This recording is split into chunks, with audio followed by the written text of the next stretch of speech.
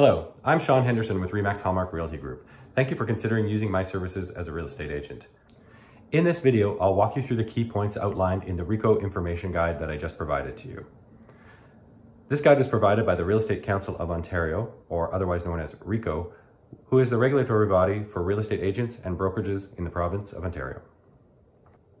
RECO plays a crucial role in regulating real estate agents, educating consumers, and ensuring that there's a safe and informed marketplace in Ontario. RECO administers and enforces the Trust in Real Estate Services Act 2002.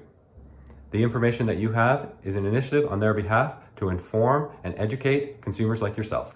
You are receiving this guide because you are either considering receiving real estate services from a real estate agent like myself, or perhaps I am representing a client in a real estate transaction and you are considering receiving assistance from me. As a real estate agent in Ontario, I am required to provide this guide to you before I provide any services or assistance to you. I also must tell you that I am registered with RECO, I have completed the mandatory education, and I also hold the necessary consumer deposit protection and liability insurance. If you are a seller, I can advise you on market conditions, I can market or advertise your home, I can provide you referrals to professionals, I can arrange inspections, showings, and guide you through the paperwork and the closing process. As a buyer, I can assist you with financing. I can explain tax exemptions, gather information on neighborhoods, arrange property tours and visits, explain the offer situation, negotiate with sellers, and guide you through the paperwork and closing processes. As a landlord or tenant, I can provide equally similar services. Both buyers and sellers benefit from the duties that the brokerage and the agent provide to them. This includes undivided loyalty, disclosure, confidentiality, and the avoidance of conflict of interest. You also have duties in this relationship. You need to be clear about your preferences. You need to respond promptly to my requests. You need to understand the terms of our agreement, and you need to pay the agreed upon fees. You also have the right to not become a client and become self-represented in your real estate transaction. This section explains the risks in representing yourself in a real estate transaction. You should consult professional advice before declaring yourself a self-represented party. If you know that you have the skills and experience to represent yourself in a real estate transaction, you should know that I may represent someone else in this real estate transaction. I would have a legal obligation to act in the best interest of my client, and anything that you said to me may be relayed to my client. However, if you became a client of mine, I would owe you the same duties and obligations as outlined earlier. You have the right to change your mind. If you choose to complete a transaction on your own, you can, at a later time, choose to become a client of myself or another real estate professional. When becoming a client, you sign a representation agreement with my brokerage. This agreement outlines the services, duties, payment terms, and termination provisions. If you indicate that you want to be a client, I will send you the standard client representation agreement that most real estate agents use. There is an advantage to signing a representation agreement at this time. I would owe you the duties as previously discussed. You gain my undivided loyalty. Your interests are protected.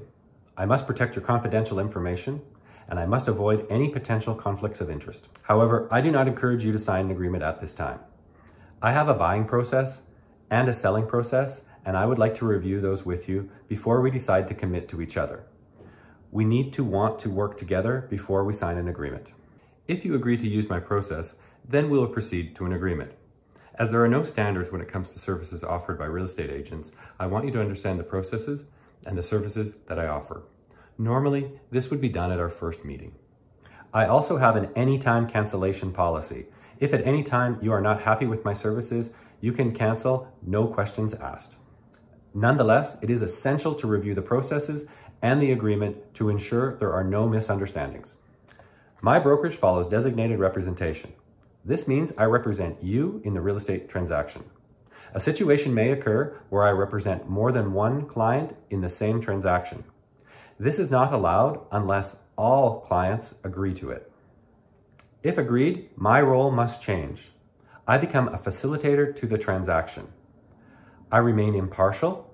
I do not have undivided loyalty. I cannot promote or protect one party's interests over the other party's interests or vice versa. I cannot advise on price, terms, or other benefits that may harm or help you or the other party in the transaction.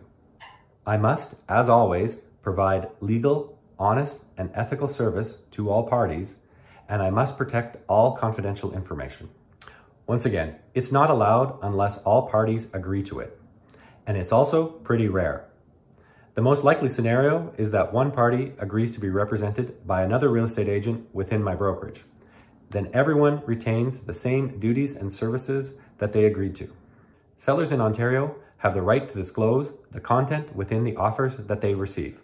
They cannot disclose personal information. They do not need to disclose their intentions in advance, and they can change their mind.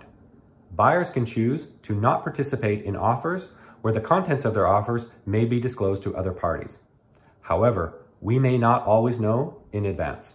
This final section is about how to file a complaint. Not discussed in this guide, but I have the anytime cancellation policy. If you're not happy with my services, no questions asked, cancel our agreement. However, if you have concerns or issues that you would like to address, you would first discuss them with my brokerage.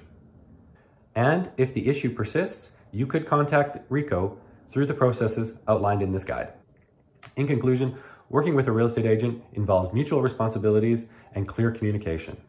Whether you're a buyer or a seller, a landlord or a tenant, understanding the terms of your agreement and knowing when to ask for professional advice is crucial to a successful real estate transaction.